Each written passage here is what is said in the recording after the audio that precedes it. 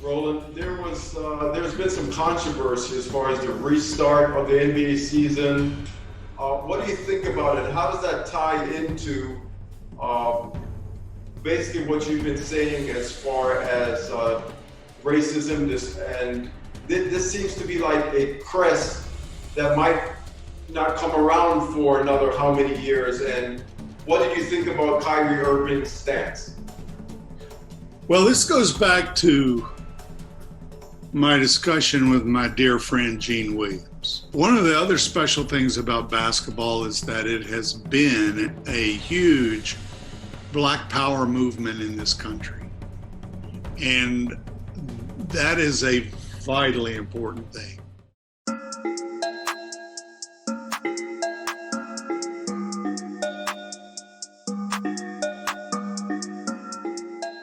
And welcome to Game Changers with Fabian Lyon, our debut show. I am really excited to start this venture tonight. Welcome all. And I am really excited to be joined for our first show, our first Game Changer, an NBA author and historian, Mr. Roland Lazenby. So Roland, thank you so much for joining me here tonight on this inaugural Game Changer show. Well, Fabian, that's an honor. Thank you for thinking of me. Most definitely, and we have quite a few things in common. Number one, the NBA and basketball, and it's rich history, and also, you know, what we're seeing right now as far as civil rights issues and the fight for social justice. So those are two things off the bat that we'll be speaking about tonight. I know I've read some of your posts, and we have spoken on this before, and you're very passionate about those two issues for sure. Yeah, it's sort of fundamental to life in these United States to have passion on those issues.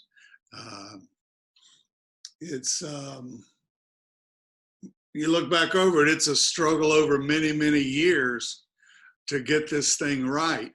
And we still got a long way to go.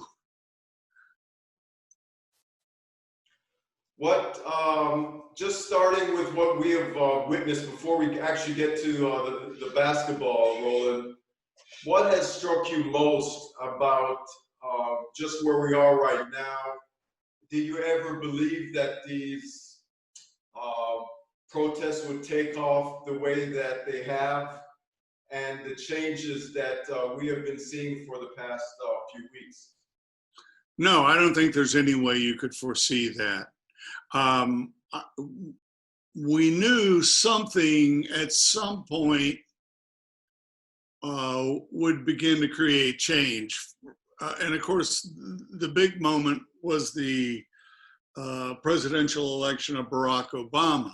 That was a huge moment.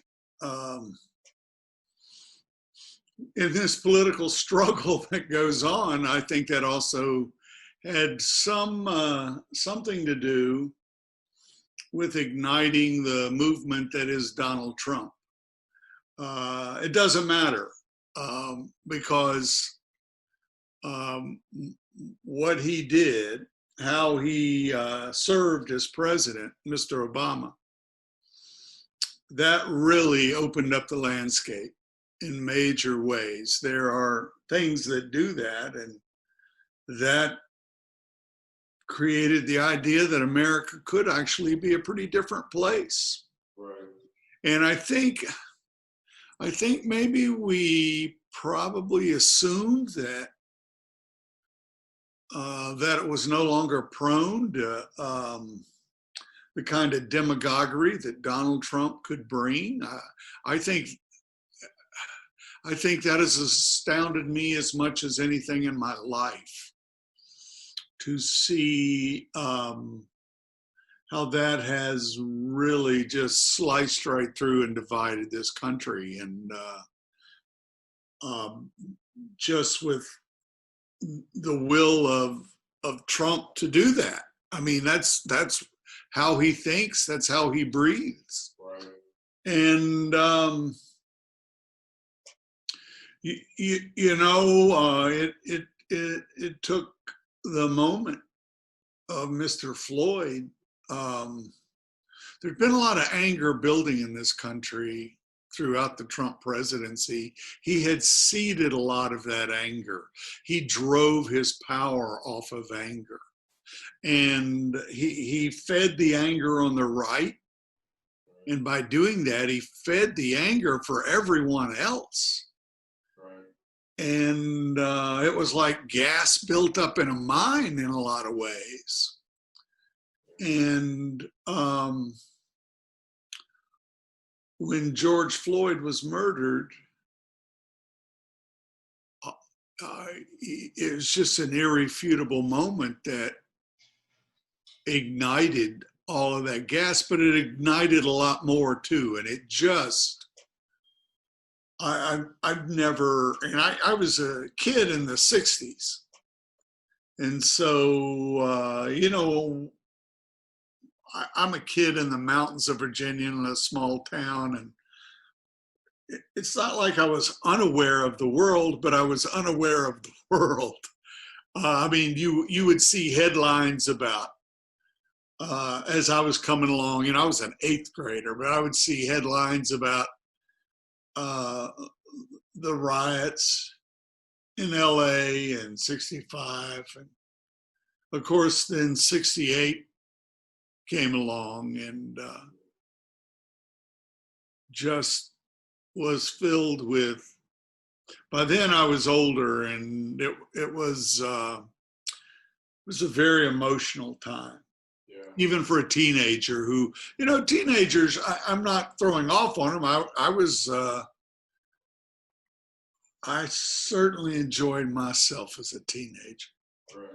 But you're not really aware of the world fully yet. Now there are some who are amazingly aware.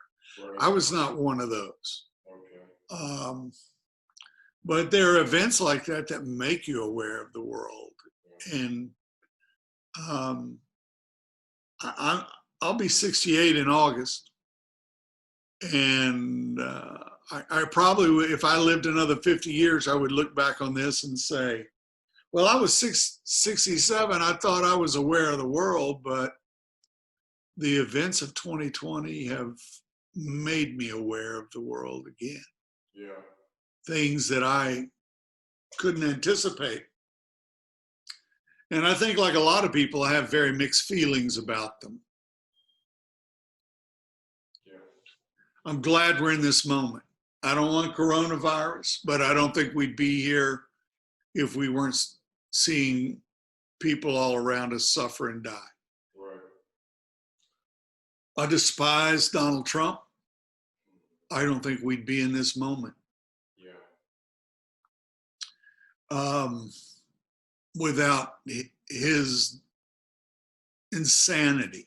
Yeah. Having said all that, I think Barack Obama had set us up to move forward without having to have this moment. I think that there could well have been a natural progression out of his presidency. See, in a lot of ways, this has been the long story, the long game of whites not being willing to share power.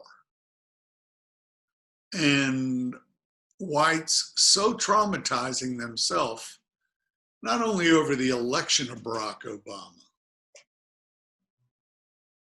but how well he did the whole thing, you know? And I mean, I'll hear it here and there. Oh, he's the worst president. Well, he's the best president in so many ways. He faced up to terrible challenges from the very first day he hit office. And he was just, I've seen a lot of presidents. I haven't seen anyone that I felt was better than Barack Obama. So when I say I have mixed feelings, in one sense, all this calamity in our culture has brought this surge, this this thing that has brought a lot of people to senses. There's a whole lot who haven't been brought to their senses, but it's brought a lot more. Roland, I want to ask you, first of all, you've been covering the NBA for so long, and what impact did that have on you, do you think, as far as maybe getting an upfront view, maybe being more sympathetic to the Black experience? Is that something that you tie into who you are as a person, that your coverage of the NBA and the people that you have interviewed and met, obviously, over that period of time? How has that contributed to your thoughts and your opinions? Well, my feelings on race were shaped in high school. I was in the 8th grade when schools integrated in 1965 in the little Blue Ridge mountain town in Virginia where I lived. And, I think a lot about race and what brings clarity and understanding. And I just think it always begins with friendship. And I'm not talking about casual friendship, but I had some very close friends, 2 of whom are departed now. Actually, I've had an array of close friends, but 2 from my high school days who are departed now. And you make friendships like that, you really don't care to think any other way. It's like you would be untrue to yourself to, first of all, they were both smarter than I was. And so, I'm looking at a book I want to do called Black Mentors Matter. After I finish the current biography I'm working on, I hope to do this book. And my first job when I was 15 was unstopping sewers for the town of Wytheville, this place I grew up, fixing water leaks. I was a kid with a shovel working with the water crew. And a lot of my introduction began there. I was working with a lot of older Black gentlemen. And I don't know. I just have so many moments like that in my life. It's not I would say that all of those experiences really prepared me to cover a lot of things. I was a crime reporter. I was a night police reporter. I had to do a lot of different types of stories. And so my background really, it's something I never thought about. I got older, I thought about it, but I've always known how to address people. And then,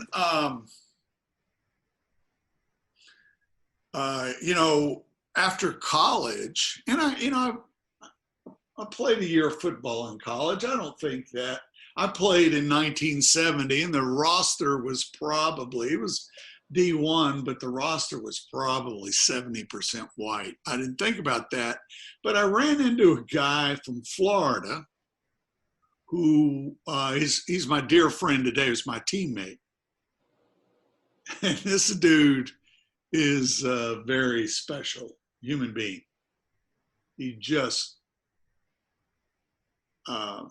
very special. And then I went right after that.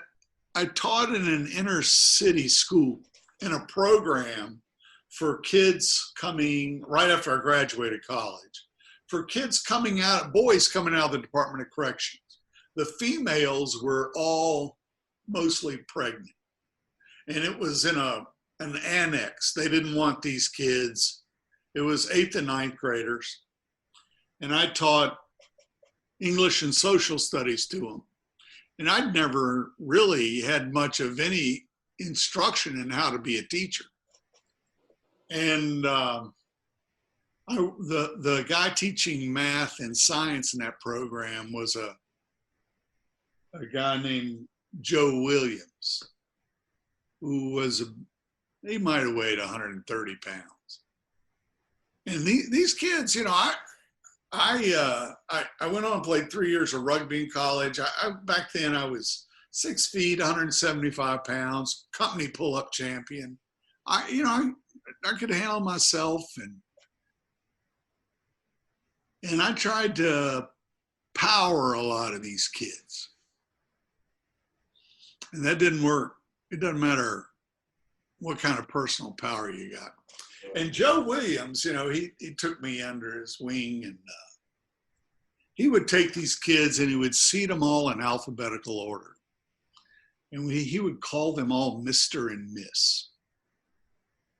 And these are kids who have been beat up every way you could get beat up by culture and the system and whatnot. I mean, a lot of them slept in 3 or 4 different places every week. This couch, that couch. But Joe Williams taught me how to teach, but he also really taught me the magic of respect. And so along the way, you know, back then I had an old pickup truck, and all the kids I was teaching, there were a bunch of them who'd never seen the mountains. And so I couldn't do this today, but back then I packed all I could in the cab. I packed the rest in the back, and I drove up into the Virginia mountains and let them climb up this trail, up this mountain with me. It was a great experience for me,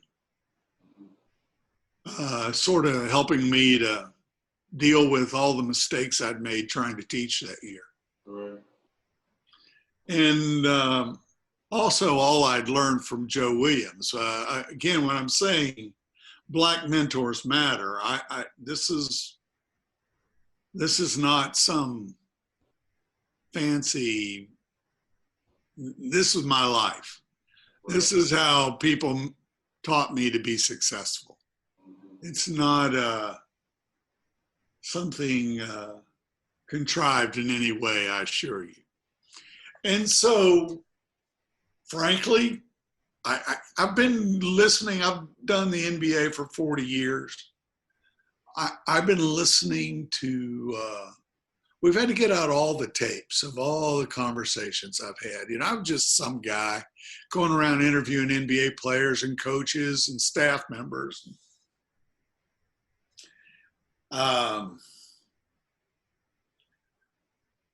I don't think it ever occurred to me. In fact, somebody on Facebook made the insinuation that my beliefs about race in this country had something to do with the fact that I'd worked with, you know, a bunch of Black millionaires in the NBA, and I got really pissed off. Really pissed off.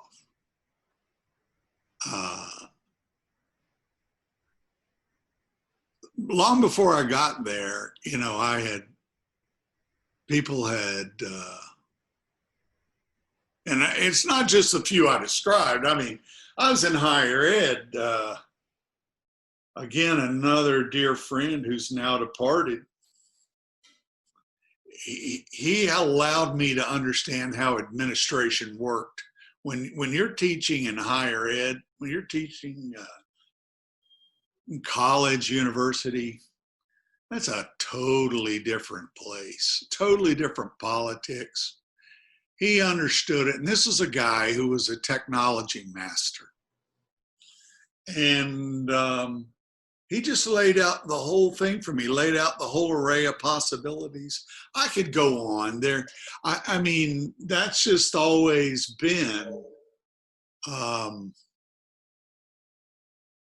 and several of my friends are dead. But in some ways that sort of cauterized my my commitment to them. Basketball, I spent a lot of time interviewing the great coach John McClendon, you know, the great black coach who invented so much. You know, he invented the four corners. He really had the first Twin Towers, first running game in North Carolina Central. Then he went to Tennessee State. You know, he coached a lot of places. And, you know, he was telling me about when he went to North Carolina Central. See, he went to Kansas. And Fogg Allen, who was a great coach at Kansas, wouldn't allow him on the team and really threw all his weight against blocking him from swimming in the university pool. And James Naismith, the guy who invented basketball, was on the faculty at Kansas with Fogg Allen. And he saw right away how sharp, first how disgusting the situation was, and how sharp McClendon was. And so he got McClendon a job coaching local high school. And then McClendon, you know, had fabulous grades and went off on a full ride to the University of Iowa. This is back in the 30s. Mm-hmm. And after he finished the program, he went down and started at North Carolina College in Durham, a program in physical education, because there weren't any black coaches. And he ended up having these really great teams. There's going to be a movie come out. There's a book called The Secret Game about McClendon and having to deal with Duke University during World War II. And so it's going to be a big thing. Keep that in mind, The Secret Game. It's a great book, and it's going to be a great movie. Right. But McClendon's biggest problem was all of his black athletes were absolutely convinced they were inferior athletes, inferior people. And he had to undo all of that propaganda to get them to start to play the way they could play. He wouldn't allow himself to be put in any situation where anybody could disrespect him. You know, he was quite a coach there in Durham. And this was in the 40s, you know, deeply racist ACC stuff. But the coach at Duke was impressed with him. And so they invited him to come over and sit on the Duke bench. But they told him he would have to put on a coat like he was a steward or a manager or something. And McClendon said, no, I'm not doing that. And, but it gives you a sense of the depth of cultural propaganda that all grew out of the great lie of slavery and the very complicated lies they made up. Well, Roland, that's a great history lesson in itself. And one thing that I really cherish about basketball, it's its ability to bring different cultures and races together on a basketball court, or in, just on Media Row, for example, that might not necessarily get together. And I just want to ask you about some of those books that you have in front of you right now. You have a book there on Michael Jordan, Kobe Bryant, and Here's the Jordan book, Michael Jordan, The Life. Michael Jordan, The Life. And what do you think about the Final Dance? And was that a true depiction, you thought, of Michael Jordan as from your experiences? And what do you think overall on that series? Well, I thought it was a very good series. I enjoyed it. This is a 700-page book on Jordan.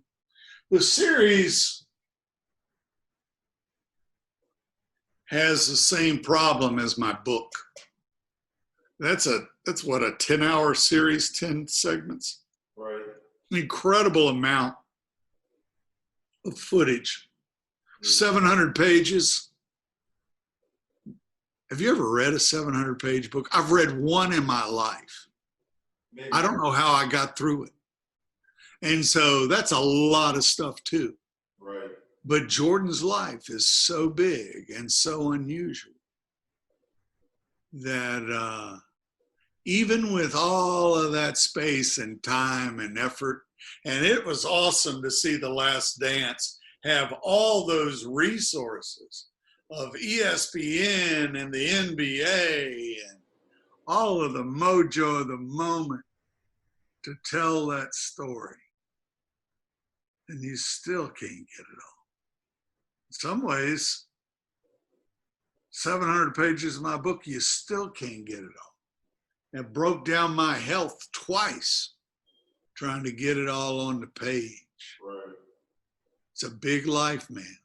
But that's back to your point, Fabian, that basketball, sports in general, but basketball in particular, gave this miserable culture a way forward. It suddenly put people together. It goes back to what I think is true about race. It stops being color and becomes people.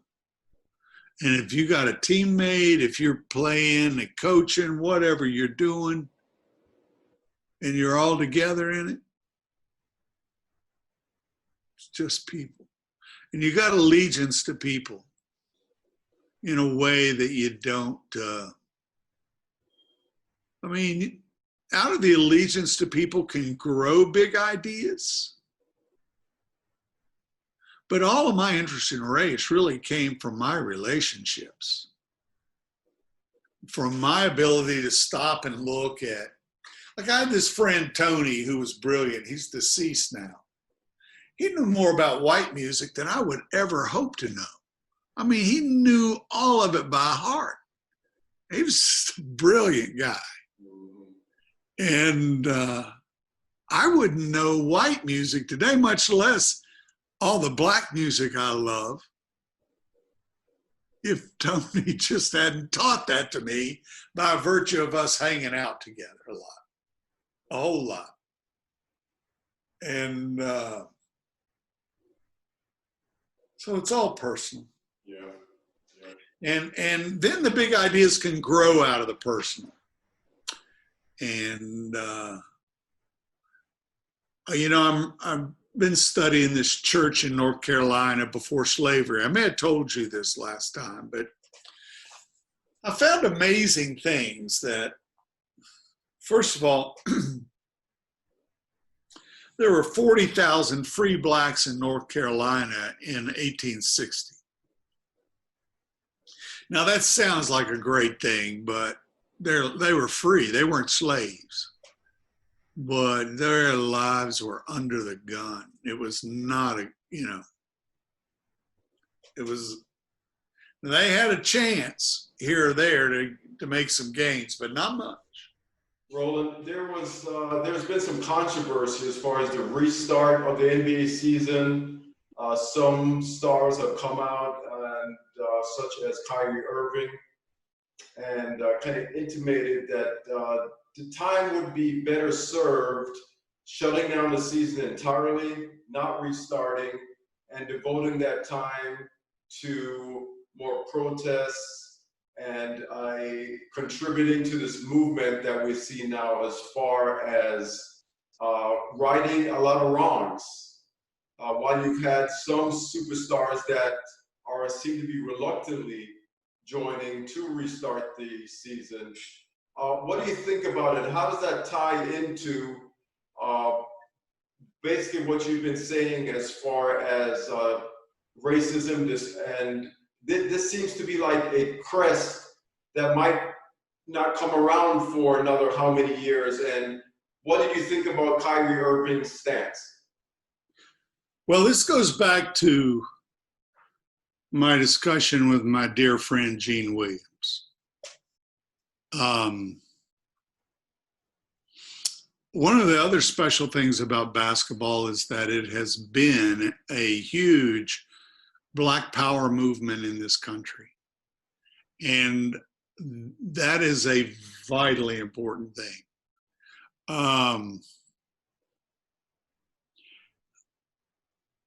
I have a lot of mixed feelings about that. Obviously, you can tell I believe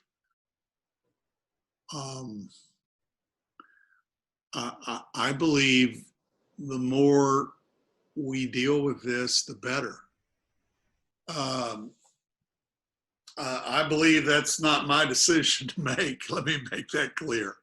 I think that's these young stars who have built up this league. I think that's their decision to make. I think it's also, and I think there are arguments on both sides of it. I do think that the public health issue makes me say, well, are you going to play in masks? Because if you're not going to, and I'm not sure they could do that. I don't know if I could have ever played in a mask. And, that's Donald Trump's thing, to flaunt the mask. With COVID-19 making such a vicious impact on all these communities, I have severe concerns about having the stars of the NBA running around without masks on. I just think it sends, I don't care how they figure it out, I think it sends the wrong message to all kinds of people who need to get the message that you really got to protect your families, yourself. And so I have concern about that. In some ways, what Kyrie is hoping to do, I agree wholeheartedly. In some ways, though, I think you accomplish that more by playing. You got more TV cameras on you. You can make messages. You are at a point right now where they're going to give you PSAs. They're going to give you all kinds of things, of avenues to communicate while these games occur. And the reason they're doing that is because they're desperate. They're going to lose a lot of money if they don't play games. It's a gnarly, gnarly thing. In the line of public safety, my instinct is don't play. But I think you still got to use the time. I think they've still got to stage events. If they're not playing a game, they got to be in a gym. You know what I'm saying? They got to use those game times, or they got to figure out how they're going to promote basketball while promoting their important agenda. There's got to be some way to engage the public. I'm not saying it has to be basketball. You know what I'm saying? Yeah, but Roland, the NBA prides itself on its brand, just like the NFL, what kind of brand are they realistically going to expect when these players are thinking first about their health, as they should, as opposed to putting out full effort? I mean, if your health is not most important, then what should be most important? Yeah, no, the whole idea, the whole competitive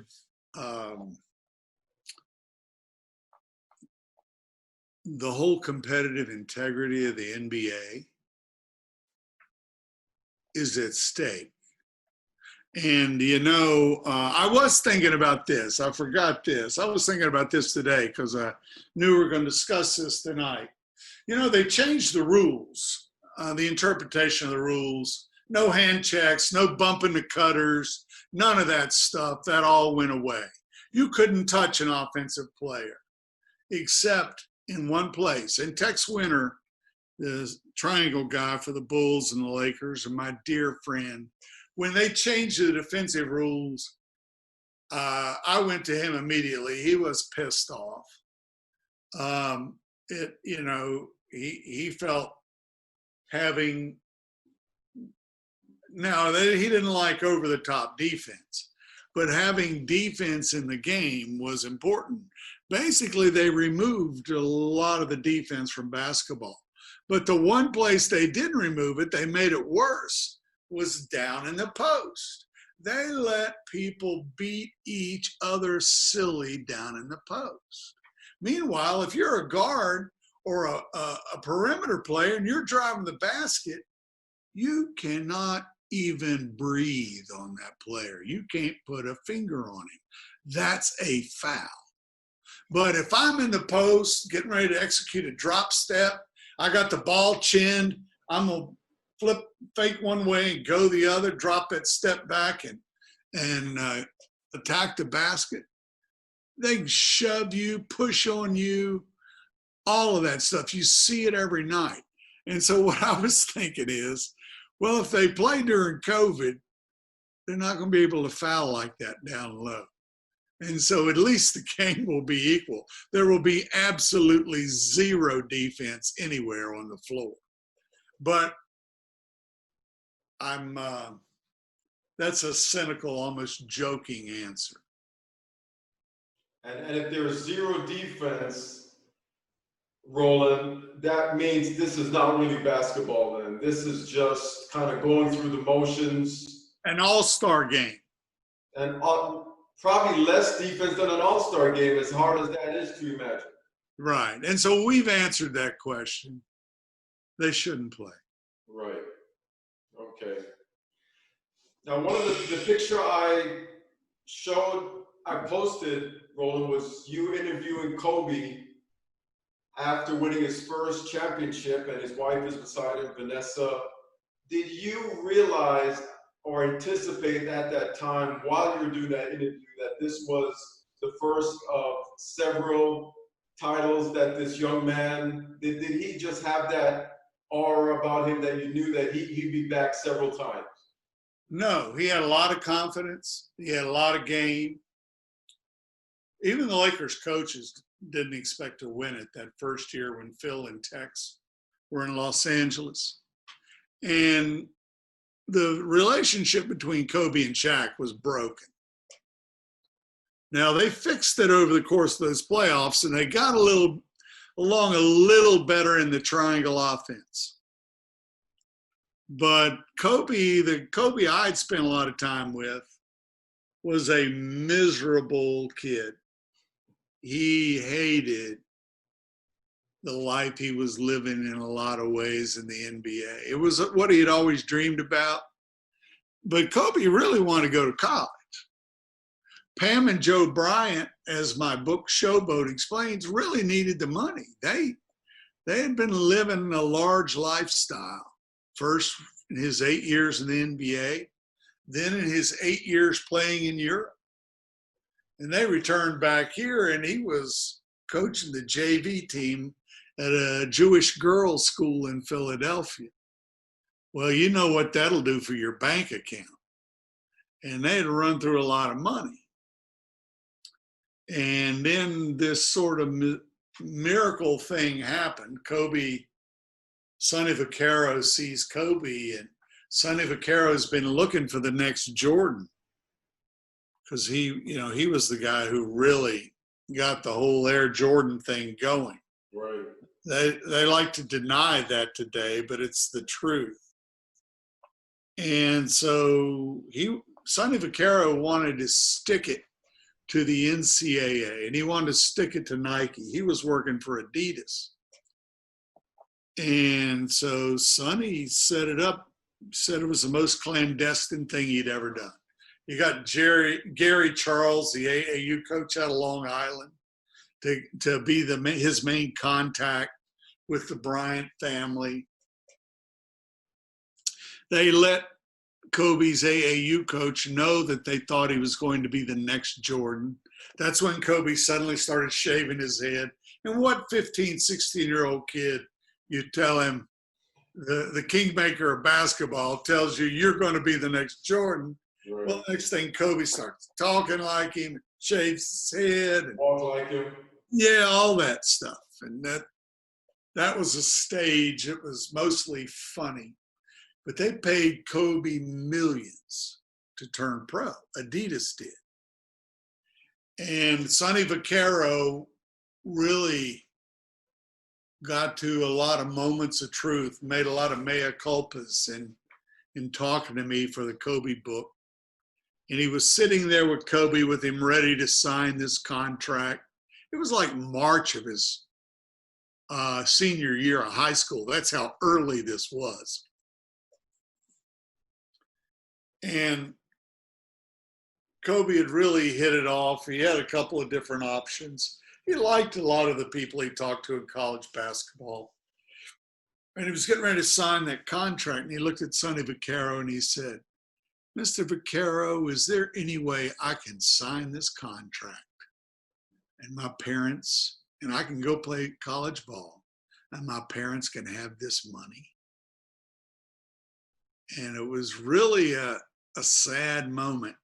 Tex Winter, I introduced him to Kobe because Kobe was a lost kid. And I was rebounding free throws for him in 1999 in the Forum one day after practice. They were getting their butts kicked by the Spurs in the playoffs. And Kobe, said, I always dreamed of playing for Tex Winter. And I said, "Tex is my buddy. I'm going to get him to call you." And so Tex was a Bulls assistant coach.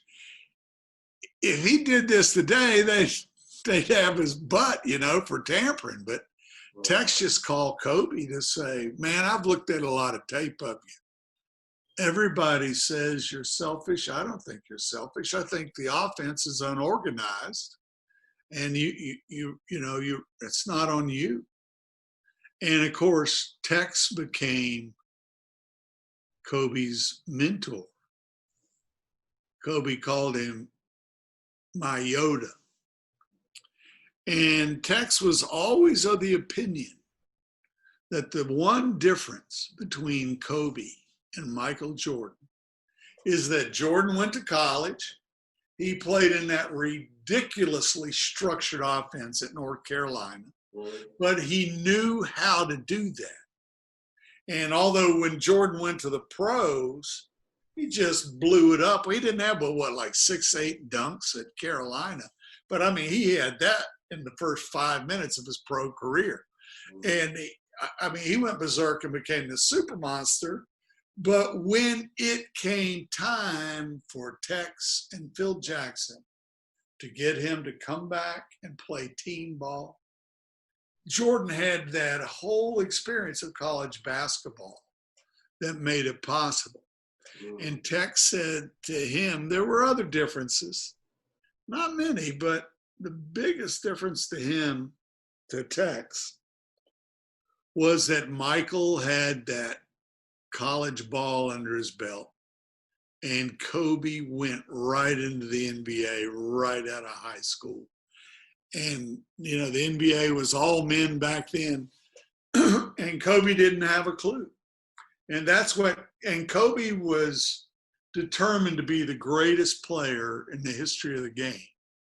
And one of the things that kept him back was not getting in a little bit of experience in college and a team offense.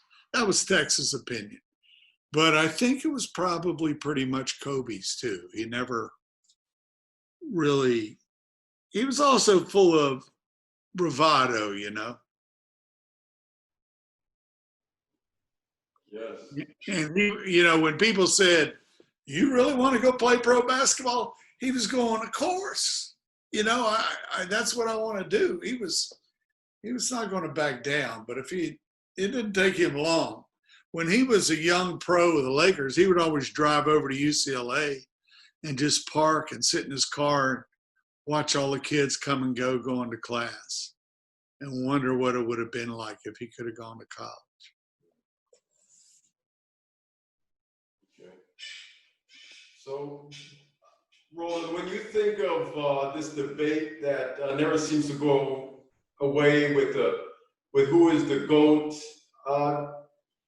do you think it's each generation has their GOAT, or and what do you think about this constant comparison, whether it's LeBron to MJ or Bill Russell based on rings? Do you think any of it is valid, or we should just admire each generation's best player and not compare them?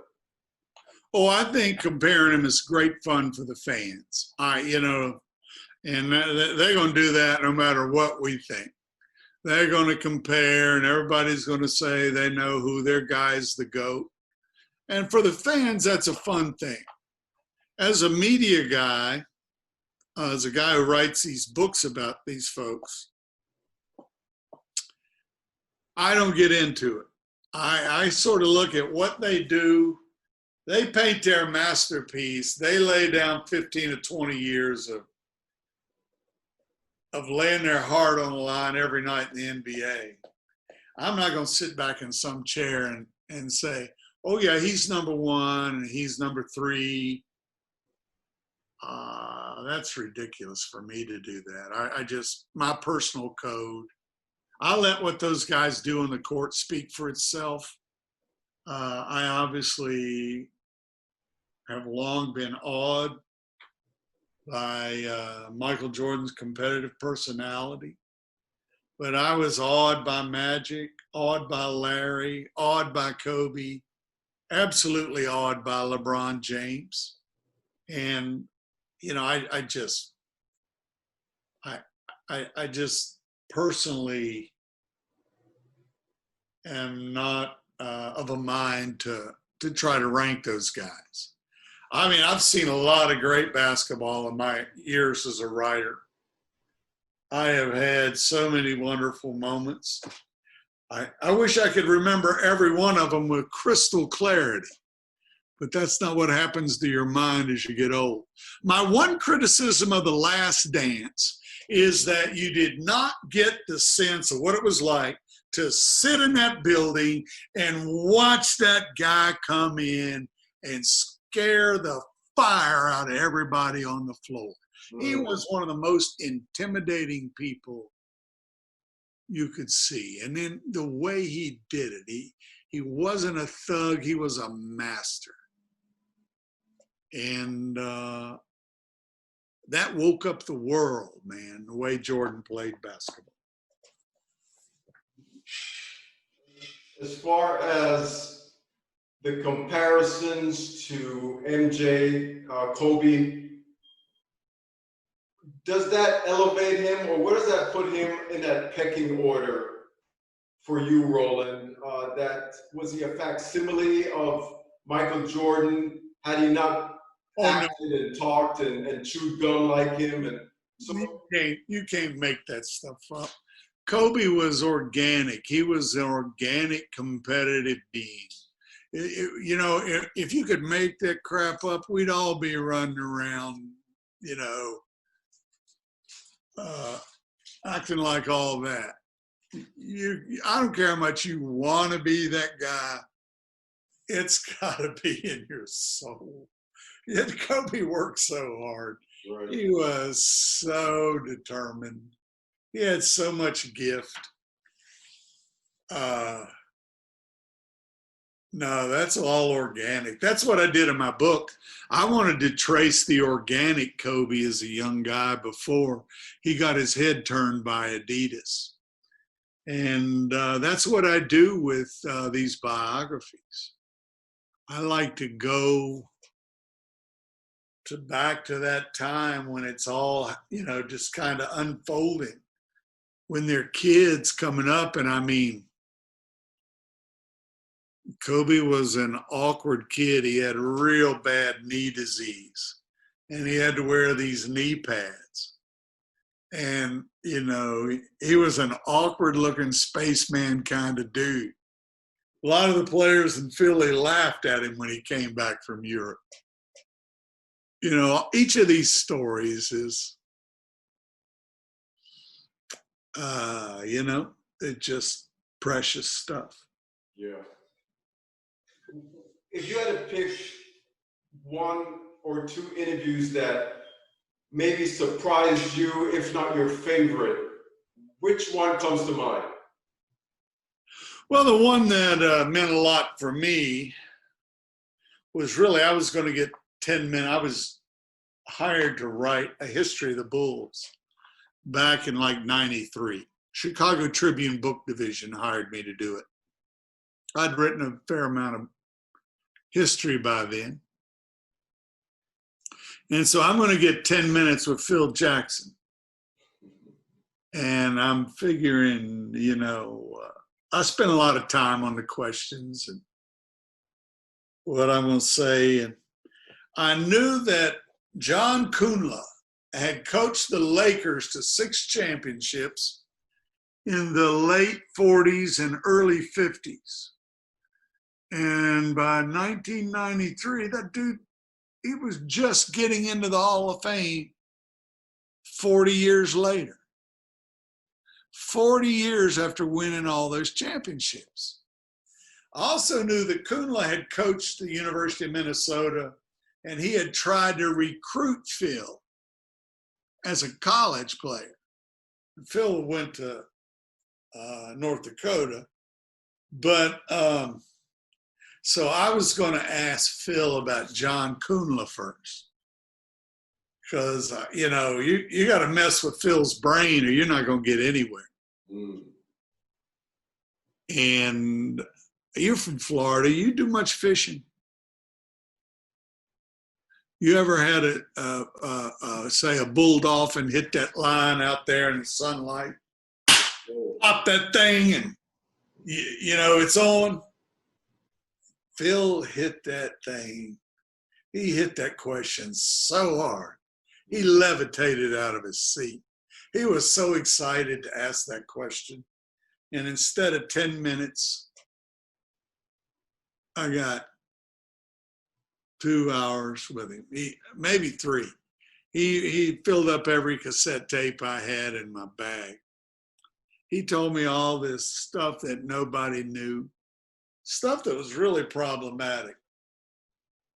And I have to juxtapose that with because that sounds like I'm really smart.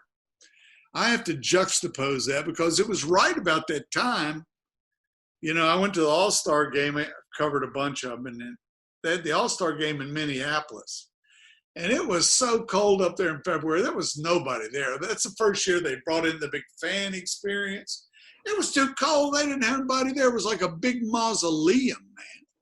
But they had all the celebrities and top people there. And so that meant a guy like me could hang out with Jesse Jackson. And, the dumbest thing I've ever said to anybody, I just laugh about it. It was a great object lesson. I asked him, I said, these salaries are out of control. Do you think this is dangerous? And I said, do you think it's dangerous for the young men? Do you think it's dangerous for the school children seeing all this? And he just stopped and looked at me like, what kind of foolish thing did you just ask me? obviously when you can capitalize, he didn't say this, but he was implying, when you can capitalize, and what part of the reason the NBA is such a power movement is the capitalization and the growing amount of power that players have in the game. Now, sometimes that can get a little misused, but it's never going to be as misused as the owners have misused their power. And the players could have power for 100 years and still not screw up the game like some of the owners have. Right. So I think they'll, obviously it was a good lesson for me. Both questions were. Right. Roland, before we close, I want to ask you about the book you're writing on Irvin Magic Johnson. And I want to also ask you, where do you see the NBA going maybe in the next 10 years, just based on all the changes that we have seen in the past 10 years or so? Those two questions I'd like for you to answer. Yeah, I'm having tremendous fun researching and writing the life of Magic Johnson. It is, it really is a wonderful thing to get to do. I'm very lucky to get to do that. You know, basketball's future is going to be determined by COVID. Basketball is the game where they're most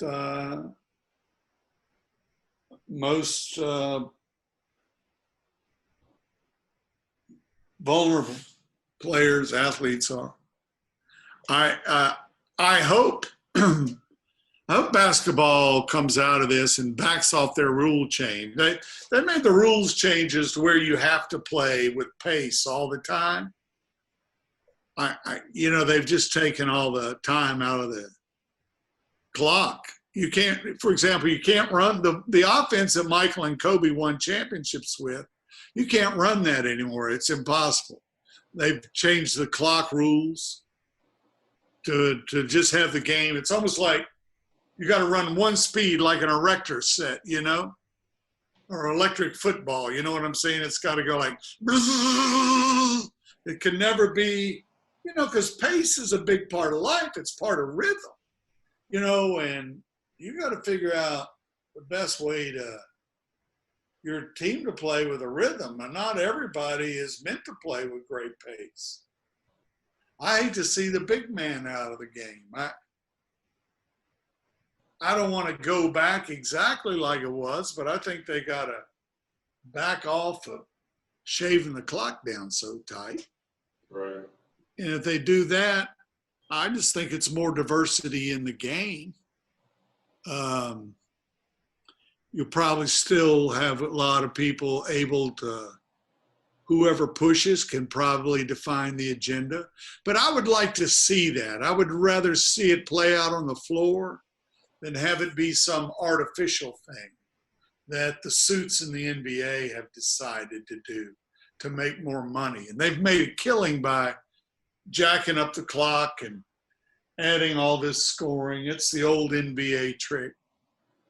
That goes back to Jumpin' Joe Fulks. When Eddie Gottlieb in Philadelphia, Jumpin' Joe was this hillbilly out of Kentucky. He's the first guy to score 20 points in the game. Everybody went crazy. And then Wilt came along and Eddie Gottlieb had him. And we know what Wilt did to the record books. And that drove people pretty crazy. But I just want to see all these great players compete in a multiplicity of ways. That's my only thought on it. Roland, you mentioned a stat the other day that absolutely blew my mind as it related to Wilt Chamberlain and I guess maybe his greatest statistical season. And we look at the trend the last 10 years of players, you know, sitting out and resting. But you mentioned a stat of Wilt Chamberlain, how many minutes he missed once. He missed 4 minutes in the entire season. He missed 4 minutes in the entire season. That's because Eddie Gottlieb wanted him to have, well, first of all, you didn't want to take him off the floor, but Eddie Gottlieb wanted him to set all the scoring records. That's how you sell tickets. And that's why he did the same thing with Jumpin' Joe Fulks. Jumpin' Joe was the first guy to average 20. People go nuts over it. Wilt, of course, scored 100, did all the things he did. He had an unbelievable season. He had a bunch of them there. But no, some of those guys, if I had a time machine, I'd love to go back and watch his career start to finish. Yeah. Okay, Roland, can we just look at that book, the Michael Jordan book, real quick, the cover, and just let us know where we can find it. I think it's in how many languages now, the Michael Jordan book? It's in 19 languages, I think. It's coming out in Hungarian, Korean, a bunch of them. Obviously people don't know anything about me. This is the popular man that people all over the globe want the story on him. So this thing, I'm very blessed to have it. The Kobe book is in about 10 languages itself. It came out 2 years after the Jordan book. About killed me to write this book.